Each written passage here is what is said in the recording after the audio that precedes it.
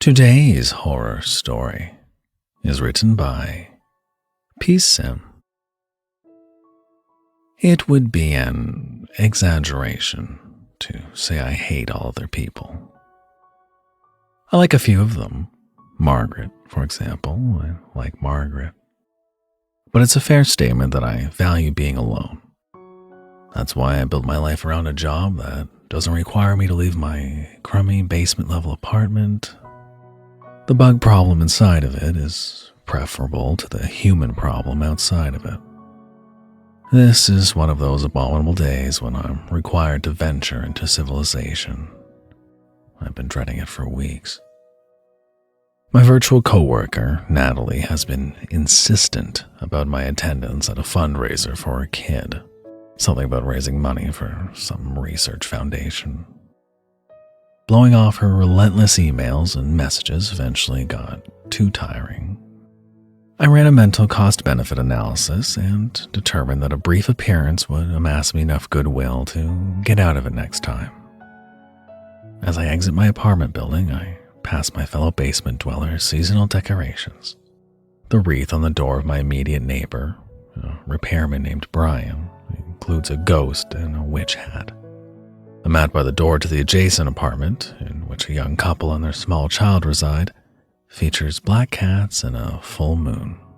I scowl at the displays of pumpkins and mock graveyards, skeletons, spider webs. It's all plastic, fake, straight from Walmart bullshit, and it's only going to get worse. As soon as November 1st rolls around, they'll replace this junk with equally obnoxious holiday decorations. I yearn for January. As the highway takes me past the county line, I'm stopped by construction. A man in an orange vest halts me and waits for opposite traffic to go through the single open lane. Behind him, workers labor at the outskirts of a large pit. It's strikingly deep. From where I'm sitting, I can't even see the bottom of it. The delay makes me late. When I reach the farm, its dirt lot is already packed with cars. I wedge my rusty sedan into a narrow space and climb outside. Distant breeze sways crops and trees. The only other sounds I hear are those of birds and insects. I reach the field. Balloons are tied to a sign that reads, "Walk against diabetes." I shake my head. What does walking have to do with it? Can they just accepted my money without having to bring me all the way out here for walking? I look around. The field ahead is littered with jack-o'-lanterns, cornhole boards, bales of hay, some sort of pumpkin ring toss. Oh, and scarecrows. Lots of scarecrows. Whoever decorated this place went a little overboard with them. But where are the people? A sign over a small tent reads, "Registration." On a table inside, a figure obscured by shadows presides over several piles of paper. I approach. "Hey there, can you help me?" I freeze when I discern the straw hat and cloth face underneath it. The scarecrow wears blue overalls and a plaid shirt. The face consists of a red nose, blue eyes, and a simple smile drawn with a single black dotted line. I don't smile back. Where is everybody? I want to at least sign in to the event. "Hello?" I call. My voice fades into the empty ambience. I try again, this time shouting as loudly as I can, but no one responds. I circle through the tents at the start of the 1-mile course, but there's not a soul in sight. I can't make any sense of it. Did everyone start walking and then just keep going to some other location? Or was the event canceled at the last moment, with me alone not finding out about it? But if that were true, why was the parking lot so full? On the way back to my car, I pass the registration tent again. To my surprise, the scarecrow is gone. What the hell? I mumble, perplexed and more than a bit spooked. My pace increases to a jog. I'm eager to leave this place. There's something about it that just feels so off, so wrong. I pull out of my car and don't look back as I return to town. I approach the construction site. This time, no one is around to direct traffic. There are no workers at all, in fact. I could go, but I worry about a car approaching from the opposite side. I roll down my window. "Hey, is anyone there?" I ask. Something catches my eye. Several bales of hay decorate the edge of the pit. They weren't there before. For a moment, a brown, jagged stick emerges from the hay, reaching out like an arm before receding out of view. I resolve not to wait there any longer. I want to leave this cursed hole in the earth behind, just like the farm and its deserted fundraiser. I jolt the accelerator and zoom into the open lane. As I drive, I check the rearview mirror, and what I see sends my heart racing. In the back seat, directly behind me, is the thin smile of the scarecrow from the registration tent. "Fucking hell!" I scream. My car skids at an angle as I slam on the brakes. Sirens blare in front of me. Just my luck. The first car at the other end belongs to a cop. The officer approaches. I stay still, resisting the temptation to look behind me. In my state of panic, I accidentally roll down one of my rear windows instead of my own. I rush to correct my mistake as the officer nears. The officer leans down and asks me questions. "Officer, in the back seat, there's... I realize that telling the truth isn't going to help me, so I come up with a slightly more plausible story.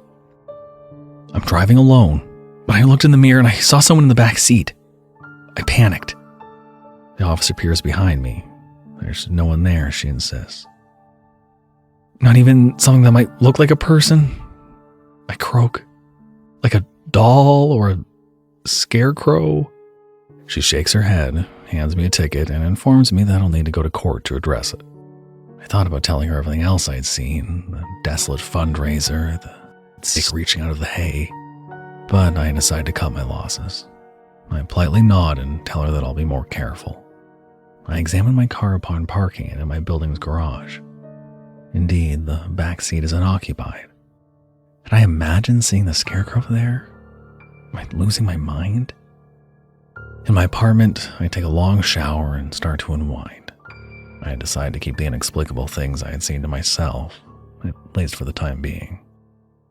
I have Margaret to prepare for. I shave my face and put on my nicest set of clothes. I count out 5 $50 bills and place them in an envelope by the door. Margaret's 5 minutes late. On another occasion, I'd argue over subtracting $20 from what I owed her. 21 to be more precise. But today I'm just happy to see her face. Margaret smiles and addresses me as her husband. She displays a cheap replica of the engagement ring I gave to Anne. And she wears an olive green dress, like the one Anne had on when I proposed to her. Margaret doesn't mention the children I haven't seen in years. They aren't part of the script. The hour moves efficiently. We chat over a drink and then slowly make our way to the bedroom. We screw around. When it's over, I wrap my arms around her bare back and hold her tightly. She asks me if something's on my mind. She says I seem a little wound up. I start to tell her about the strange things that morning. When I bring up the mysterious pit by the highway, she mentions she heard something about it. She says that a friend of hers works at that site. Ever since his drilling operation tapped into some unknown substance deep underground, workers were disappearing without a trace. Do they know what the substance is? I asked. She bursts out laughing, tells me that she really had me going. I'm annoyed, but Anne's sense of humor was on the list of traits I had given her to study. I can't hold it against her. Margaret dresses and heads to the door. See you next week, I tell her as she slips the envelope into her purse. On Monday, I exchange chat messages with Natalie. She tells me not to worry, that the participants had gathered around a hill at the end of the mile-long course for a group photo. But she appreciates the effort I made coming out there. It doesn't make sense to me. It wasn't all that late. I should have seen somebody. But I let it go. Work resumes. Groceries arrive at my front door. My apartment building is quiet. The tedium of daily routine settles my nerves. Weird events from the weekend fade from my mind. Finally, the day on my ticket arrives. To my chagrin, I find that those obsessed with tacky Halloween props include whoever runs the General District Court. A fake cobweb lines the metal detector. The officers manning it direct me to the appropriate room. I climb the central staircase. Posing throughout it are more of those damn scarecrows. I hate their smiling faces, their straw hats, and the big red buttons that match their small red noses.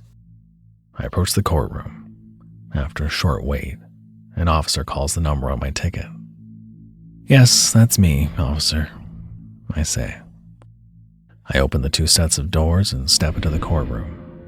I approach the podium, paying little attention to the handful of people scattered throughout the public benches, my eyes raised to the judge. I gasp when I finally get a look at him. I recognize the beaming face of the figure before me. The same one, the same goddamn scarecrow that climbed in my car the other day, except now it's donned a black robe and sits before a gavel. "This... are you?" I stutter, dumbfounded. I look to the prosecutor's table where 2 scarecrows sit in suits. I look behind me and realize the rest of the audience is no different. I'm the only human in the entire fucking room.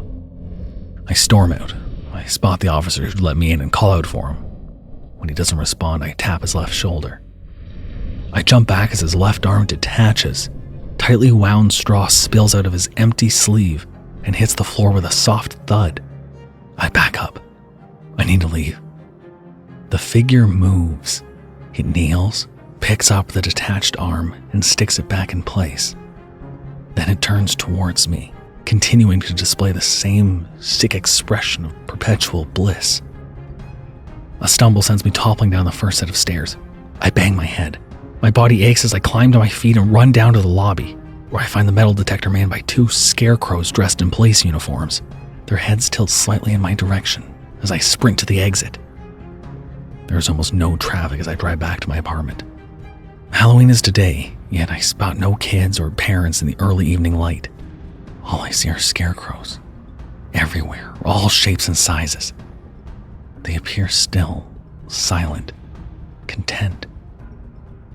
In the apartment garage, an elderly man hobbles over to me. He's the first human I've seen since leaving the courthouse. He points to a red bruise on my temple and tells me I'm not one of them. He tells me not to trust anyone, not even him. I leave him behind as I scramble down the basement hallway. The door to the building elevator opens, revealing 3 scarecrows, a man, a woman, and a small child standing between them. I pass Brian's apartment.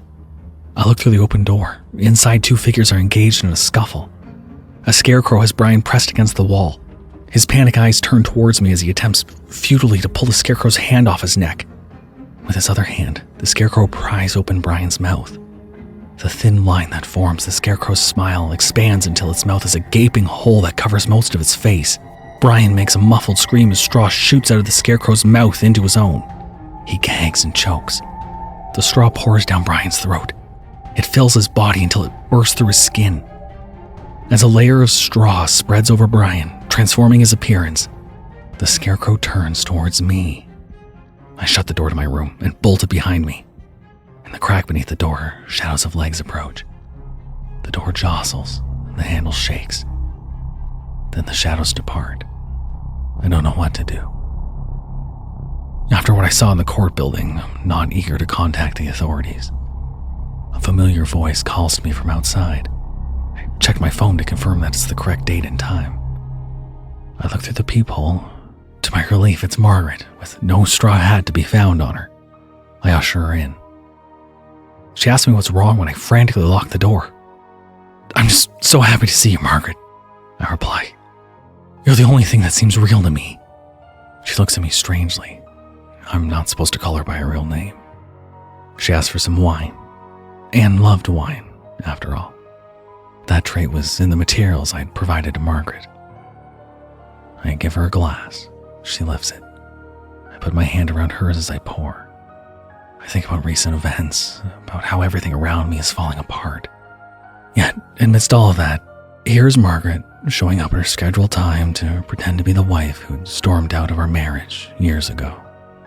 Taken away my kids, who told me I had no heart, no soul, who'd said I was as dull and ugly and lifeless as a... The glass shatters. Margaret shrieks. I'd been gripping it too hard and several fragments had torn into Margaret's hand. I apologize profusely. When I bring her a set of bandages, she opens her hand to reveal a long gash that extends across her palm. But no blood emerges from the wound, just the ends of thin, golden pieces of straw.